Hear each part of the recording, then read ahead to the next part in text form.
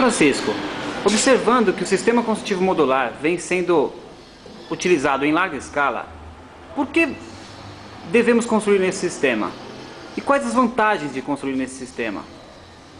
Bom, o que nós podemos observar é o seguinte: já agora, no século XXI, o sistema construtivo modular vem se destacando em peso e todas as pessoas que constroem, seja ela na área residencial ou na área comercial e industrial, eles sempre se preocupam primeiro com a qualidade da construção e principalmente com os custos. E nós conseguimos atingir isso em cheio. Vamos falar assim: modularidade é uma obra que você pode pôr dentro de um computador, trabalhar com ela e que não existe mais ou menos. Ela é uma coisa extremamente precisa. Aonde dentro dos furos, como você pode ver aqui no sistema solo-cimento, você pode embutir o sistema hidráulico, o sistema elétrico, o sistema das colunas, que é a parte estrutural, mas uma das principais vantagens que nós não podemos deixar de considerar é a qualidade de vida que você vai ter dentro da sua moradia. Nós estamos falando de uma parede que respira, que tem diversos orifícios, que por esses orifícios a umidade se evapora, o calor não ultrapassa ao aquecer o externo da casa, aqui é refrigerado, ou seja, se passar o calor num volume muito menor. Se for o frio, a situação é a mesma. E se for a questão barulho, questão acústica, isso funciona como abafador de som, bolsas de ar. Então nós podemos falar que o sistema construtivo modular vem sendo utilizado realmente hoje numa escala muito grande pelos técnicos de edificações, pelos engenheiros, pelos arquitetos, por um simples motivo: qualidade de vida.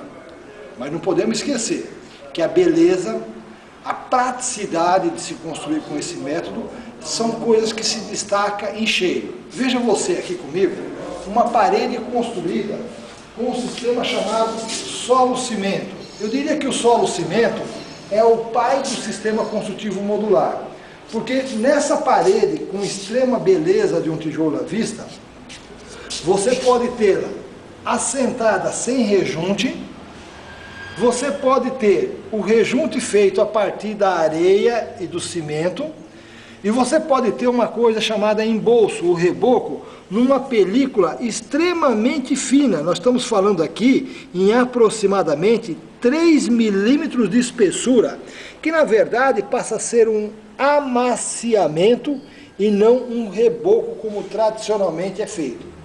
E observe você que entre uma peça e a outra existe, na verdade, uma pequena película ou de cola ou um ligeiro filete de argamassa, ou como nesse caso aqui, nós não temos nada. Como isso é possível? Devido a uma coisa chamada precisão. O método convencional, se você puder observar nessa parede que nós temos aqui como exemplo, veja, essa parede ela estava instalada num edifício de 12 andares e era usada como divisória. Veja o volume de massa de reboco que é colocado aqui, são 2 dedos, são mais de 3 centímetros de embolso. Veja o volume de massa entre uma peça e a outra. E veja que interessante, o assentamento sendo feito com volume de massa extremamente alto. Por que tanta massa? Será que alguém nunca se tocou que isso poderia provocar excesso de peso na obra? Infelizmente é assim. As peças cerâmicas são irregulares, não são precisas. Consequentemente, a massa de embolso é para regularizar a torção de uma parede que o pedreiro, por mais caprichoso que seja, não consegue manter uma parede a prumo. Ele tem que regularizar colocando excesso de massa entre os corpos e excesso de revestimento entre as laterais para criar uma parede paralela, plana, uniforme, que possa inclusive receber um azulejo. No nosso sistema chamado modular, não precisa ser obrigatoriamente só o solo-cimento. Nós temos aí na evolução do tempo uma peça que foi produzida chamada módulo estrutural. O que é um módulo estrutural? É a mesma coisa que o solo-cimento, porém feito com derivados de concreto, areia, cimento ou pedrisco, pó de pedra e cimento, e que carrega as mesmas características dos furos, onde se passa hidráulica, elétrica, coluna, ou seja, as mesmas vantagens que existem no solo cimento, porém ele é muito utilizado nas regiões que você tem dificuldade de obter um excelente solo para produzir o tijolo. Vamos falar, areia, pedrisco, é uma matéria-prima que você consegue em qualquer parte do mundo, com extrema facilidade, inclusive de reconhecimento. Pois na produção do solo cimento, nós sempre falamos que nós necessitamos de um solo adequado, que tenha 70% de areia, 30% de argila. E aqui você pode construir uma obra com uma resistência mecânica à compressão superior, inclusive, o próprio tijolo solo cimento. Porque no solo cimento nós estamos falando de uma resistência média de 2 a 4 MPa. E aqui nós podemos trabalhar de 2, inclusive até acima de 10 MPa, porque tudo depende da composição dos agregados, ou seja, volume de cimento e qualidade da matéria-prima. Bom, dentro da palavra modular, que nós temos o solo cimento e que nós temos também aqui o sistema chamado módulo estrutural, a novidade é o brasileirinho. O que é um brasileirinho? A mesma peça, com as mesmas dimensões, com uma parede muito mais fina, reduzindo assim o consumo dos agregados, o peso e o custo, permitindo que você possa produzir uma parede com muito mais leveza e ainda mais, usando todas as vantagens do sistema construtivo modular. Vantagens essas que você vai poder ver nessa parede que eu vou estar lhe apresentando. Veja você, a parede feita com o brasileirinho, ela tem a hidráulica embutida, o cano d'água colocado. Ela tem a parte de fiação elétrica utilizando os próprios furos da peça.